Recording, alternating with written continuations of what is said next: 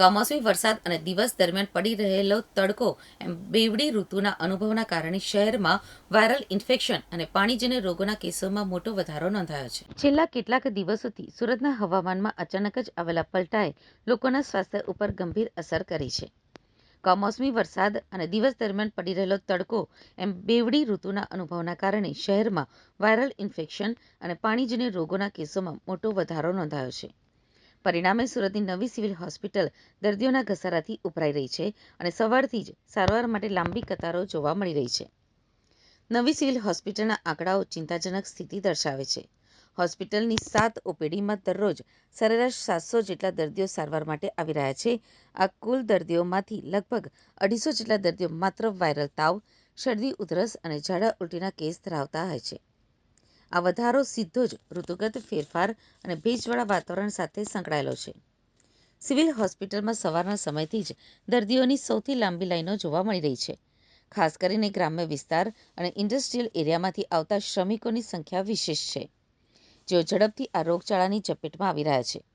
Medicine વિભાગના doctor Harshad રાદડિયાએ વર્તમાન પરિસ્થિતિ અંગે માહિતી આપતા જણાવ્યું કે હાલ સિઝનમાં પરિવર્તન થવાના કારણે વાયરલના દર્દીઓની સંખ્યામાં સતત વધારો જોવા મળી રહ્યો છે. સૌથી વધુ દર્દીઓ ઇન્ડસ્ટ્રીયલ વિસ્તારમાંથી આવી રહ્યા છે. ડોક્ટર રાદડિયાએ વધુમાં ઉમેર્યું હતું કે હાલમાં દિવાળી વેકેશન ચાલતું હોવાના કારણે અન્ય નિયમિત દર્દીઓની સંખ્યા પ્રમાણમાં ઓછી છે, જેના કારણે હોસ્પિટલ સ્ટાફ હાલ તમામ દર્દીઓને પૂરતી અને સારી સારવાર આપી શકવા સક્ષમ છે. જોકે તેમણે સામાન્ય જનતાને તેમના સ્વાસ્થ્યની ખાસ કાળજી લેવા માટેની સૂચના આપી છે.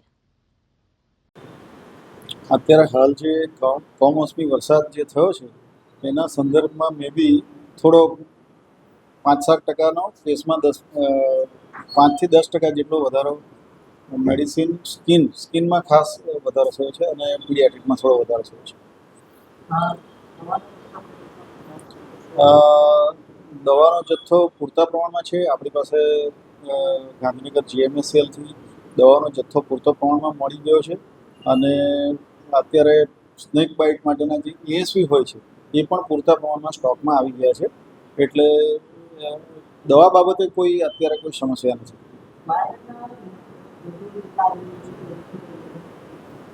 અત્યારે સિઝન ચેન્જ થાય છે એટલે થોડા વાયરલના દર્દીઓ તો હોય છે, પણ એમાં સિમ્પ્ટોમેટિક સિવાય કોઈ દવા આપવાની હોતી નથી.